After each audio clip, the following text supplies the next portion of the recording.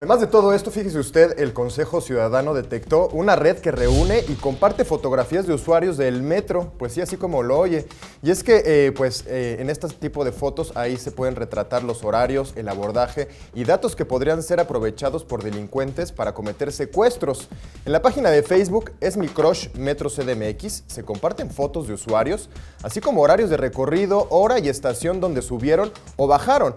Aunque el origen de los comentarios es calificar la belleza de quienes viajan en este medio de transporte y pedir ayuda para encontrar a quienes son fotografiados porque le gustaron a alguien, pues preocupa que esto sea utilizado por delincuentes.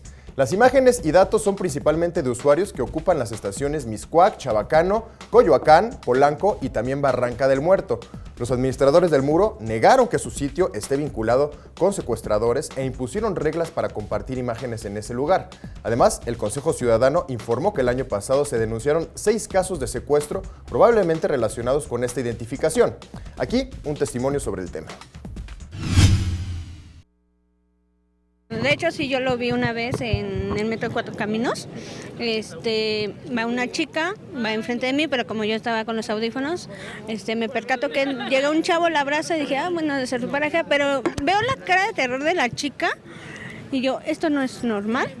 Me acerco con los policías, me dicen, no, es que ha de ser su pareja. Y yo, es que no es su pareja, se ven cara de terror.